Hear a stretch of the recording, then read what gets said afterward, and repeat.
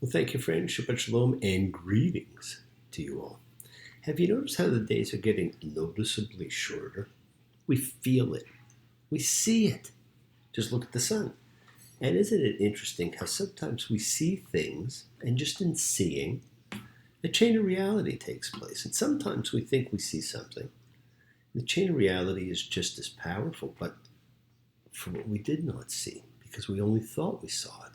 The mind is an incredible thing, and our ability to see is an incredible thing. Well, the other day when I was driving somewhere, I saw one of the many for sale signs in a particular area, but I read it as not for sale. And I immediately thought, what a great marketing ploy. Of course it's for sale. Who would put up a sign saying not for sale? Well, sure enough, it actually said for sale, which it should have, but I read it differently. And so its reality was therefore different. It struck me differently than if I just would have seen one of the myriad of for sale signs. Sometimes what we see makes us believe something other than what we would otherwise have believed. And our belief is what creates our reality. And that odd version of how I saw the for sale sign reminded me of a time many years ago. I was on my way to a board meeting one evening. I was going by a mall. And it was Christmas time, and there was a sign about getting your picture taken with Santa. I mean, who doesn't want to get their picture taken with Santa, And again, I read the sign differently, and I thought it read Satan, not Santa. Okay, same letters, different meaning. Who would want to get their picture taken with Satan? I've met him, as I'm sure many of you have. It's not high on my list of things to do. What we see is not always there. Seeing is not just believing. Believing is seeing. We've seen that before in the Torah, when words with simple transposed letters give such different meanings and create a whole new illusion, a whole new meaning. And this week we read about seeing. Now, in our daily existence, we spend more time seeing and being seen today than ever before. In fact, we are incessantly watched now. Every single day, every word you say, every game you play, every night you stay, I'll be watching you. Can't you see? You belong to me. How my poor heart aches every step you take, every move you make, every vow you break, every smile you fake, every chain you stake, I'll be watching you. And friends, God is always watching you, whether you know it or not. Sometimes it's just our ego that determines what we see. Every ego contains within it an idea of the self and an idea of the other.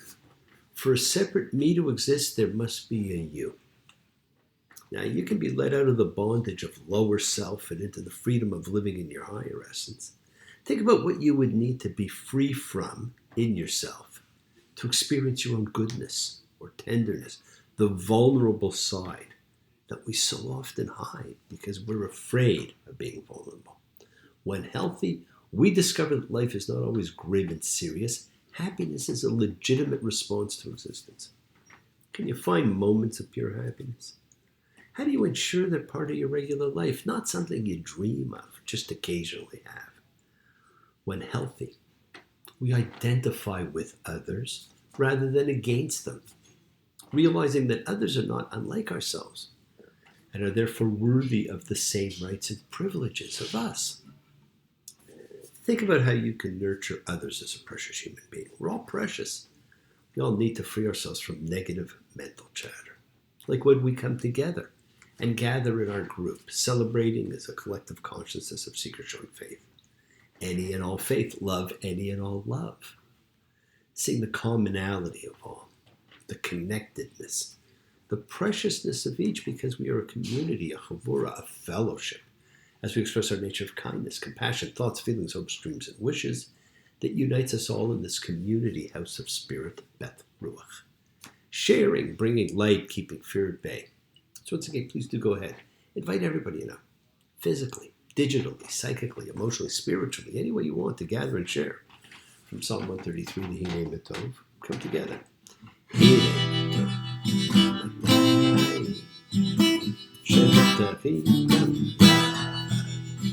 Hinei Matov. Hinei Matov. How good, how pleasant it is for brothers and sisters together. Community. Community. Community. Together. Let's all spread love, goodwill, and fellowship to the world. Remember, friends, this is you setting aside a little bit of sacred time in your sacred space to honor and converse with whoever, whatever you happen to believe in, because everybody believes in something. That's a part of your kavanah, your intention. There's that word again, we use it every week. You put it out to the universe, it's your goodwill. Goodwill and intention are the roots of what you control, of what you correct. Your intention sets in motion everything that occurs in your lives, my friends. So let's take some time out. Let's use that intention. Let's send some of that goodwill, some light, some healing out to whoever you know that needs it. Healing and renewal for everybody. It just floats through space, finding those in need. So send it out for those you know and for the souls and spirits of everybody you love. So think of whoever that needs healing and renewal and love or just plain goodwill. Focus on them. Call their names. It's not just for people. It's for our pets. It's for the earth. It is the healing of the world, the tikkun olam. That's part of our spiritual genetic makeup. We have to help heal the world. We must each do what we can to improve and change our own little corner of the world. As we change ourselves, we change the conditions of life. And a part of that healing of the world is when we send these thoughts and energy for health and renewal and goodwill for everybody. You don't have to be sick. It's for those in our hearts and our minds. Let's all send energy for the people in need everywhere. Special thoughts and prayers always for those who are in medical conditions. But we pray for those who need prayer. Prayer is an effective method of communication with God. It always has been. Of entreating, of helping, of asking for ourselves, for others. We don't have to know them. We want health, recovery, and good life for everybody around us. For Kay and Marlu, for Rosemary and Leanne, for Luke, Virginia, for Donnie, Gloria and Doria, for Johnny, Fern and Connie, Ronnie, for Danny, Nina, for Sarah, for all those suffering and in need. Let's not forget to include the familiars of our lives, all of our sacred animal friends everywhere, for everybody you know in need, for the whole world, for Devora, friends. It is the kindness, the healing wishes, goodwill, and love we all send out. It just circles the world, finding those in need. So thank you, each of you, for all you do, for all you care. Because the world is a world of spirit, and spirit, my friends, never dies.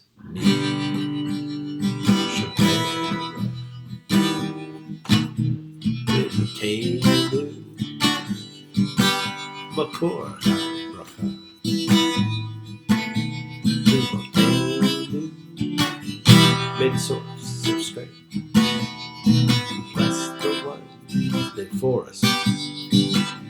Help us find the courage. Make our lives a blessing. The renewal body. The renewal spirit. And I say, Amen. Mishparet, let us all of our spirits renew.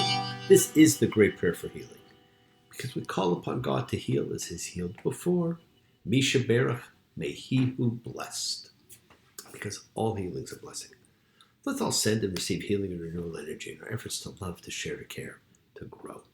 Now, I said this week we read about seeing. As we read, Re'eh, see. In our readings, you may begin to see things that make you wonder, question.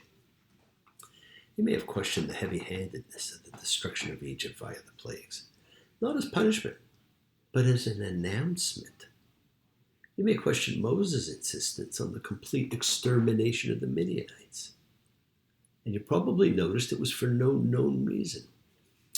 Well, this week, you see the call for the complete destruction of pagan shrines and their practices forbidden, while enshrining the power of the priesthood with the prescribed place of worship. cementing power in the hands of a very small group. How did the God of all everywhere become a God of one in one place? Well, that was man's doing. The Bible moved away from true brotherhood after Genesis and focused on the splintering nature of man. We're connected, or we're not connected. We're the same, or we're not the same.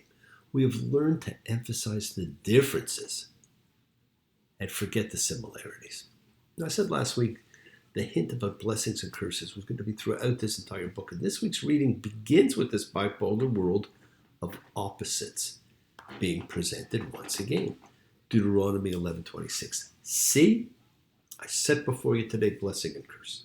The blessings, when you heed the command of the Lord your God, with which I charge you today. The curse, if you heed not the command of the Lord your God. And it shall be when the Lord your God brings you to the land into which you are coming to take hold of, I shall set the blessing on Mount Gerizim and the curse on Mount Ebal. So you have, there it is. It's either or, and there will be a constant reminder. See, blessing or curse. Are we not capable of holding more than two opposites in mind? Why do we make so many things either or? Because then we miss this incredible myriad in between. The ancient world is full of the type of carved stelae, large stone inscriptions, that's being referred to, that's being, put on the mountains. And these are the ultimate pair, blessings and curses. Hammurabi's code was found on one of these carved stelae. Now, the stark opposition of these two mountains, for the book repeatedly stresses the forking alternatives, prosperity, disaster. And it all depends on Israel's faithfulness to God's laws. And you can't say you'll follow the rules and not do so, because you're being watched. You can't lie to God. I know you can see his. What a surprise. I know that you have, because there's magic in my eyes. I can see for miles and miles and miles and miles and miles. Oh yeah. God sees all. Now we get some reminders of laws about food. And again, it's broken down into clean and unclean. It highlights again of the three gathering festivals. We get laws about the sabbatical year because this is the book of the retelling of the law. And a whole list of practices forbidden. All to feed the narrative of blessings and curse. And we're given a reminder, though, of a very special principle which Moses had mentioned before, and which again has fallen on strange interpretations. Deuteronomy 13:1. Everything which I charge you, that you shall keep to do, you shall not add to it, you shall not subtract from it. And there again, we have our opposites, add or subtract. Now, while there probably not been a lot of subtraction, there's been an awful lot of addition. We continue to change, to modify, to reinterpret. Now, we do so partly from another Talmudic principle, which told us we're constantly to re-examine the law and apply it as times change.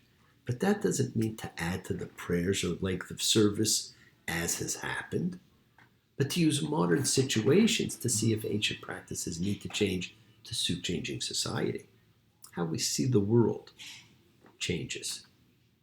But what we see comes from the inside, not the outside, from how we feel, how we interpret. Two people can look at a beautiful sunrise. One can love it, one can hate it. For one, it is color and life and warmth and vibrancy. For another, it's blinding, it's hot. It's the same sight, but how we are inside is different. And so how we see is different than we think we see, because we see it on the outside and reflect it in. But we reflect it from the inside out. It's based on how you feel. Well, I thought the rain but it looks like it don't. I'd like to get you to change your mind. Looks like you won't. From now on, I'll be busy, going nowhere fast. I'm just glad it's over, seeing the real wetlands. And we look at people differently all the time. And what and how we see connects to the self-examination we're constantly engaged in.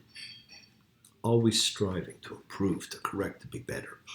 Open your eyes. We can see and we can make those changes. And that's why things like, Yom Kippur become so important, because we do that self-examination for that 10 days. We look at things. We make the changes we need to make. Yes, my friends, the world is sacred. So is everything in it. Express your gratitude, light a candle, make a wish. Celebrate your life and the lives of those you love. Share your feelings with them. Always share your feelings. Live free, be free, honor your freedom. Be well, be happy, and you'll be blessed. Share and honor the light and all who live in the light.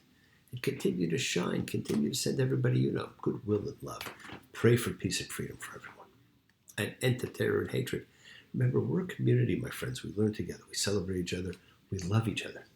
We share this ride together, men and women equally. So let's all send out love, not fear. Send out peace, harmony, goodwill, and healing to all who need it. And please do learn to forgive.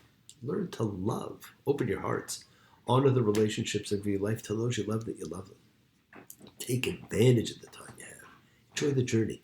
We take the twists and turns and the patterns that weave through the fabric of our lives in our effort to grow, to learn, to be, to love. So please do love. Now bless you all. Have a fantastic week, a week of love and light, a week of peace, a week of miracles. Examine your intentions and use them to imprint your will on the universe. Because we set in motion all that happens in our lives. It's our intention, our kavana, our cause, our effect. Everything's linked. You always have time to forgive and be forgiven. You have the knowledge of what's good and bad, so acknowledge what you've done wrong to yourself, to God, and to any person you've wronged. And ask forgiveness. But do so with sincerity, with accountability, with vulnerability. Forgive those you've hurt as you learn to be forgiving and compassionate, because the secret of forgiveness, compassion, and peace is in acceptance. Can you accept yourself? Can you accept other people, the world, just as they are? Can you accept life just as it is without trying to control it? If you do, you could experience the peace that acceptance brings. So do not stop your journey, my friends. Do not stop moving towards your promised land. It is your home. Keep on dreaming. Keep on being. Keep sharing. Keep shining. Keep teaching. Keep spreading joy and goodwill. Do not follow fear. Follow love. It's always in front of you. And remember to have faith and unwavering adherence to principle, just as I have faith in the principle of love and all of you. Act with purity of heart and mind. Despise not, defraud not, hate not. Cherish all. Honor every child of God, every creature of the earth. May all people know peace in this year. May you nurture kindness and love everywhere. Work to be present in the body. Expand your heart, quiet the mind, because the deepest source of real power lies in consciousness and the ability to be mindful, to be aware, to be present in all of life's circumstances. Make the most of your time in this life. Continue to touch and transform lives around you, because you're never alone.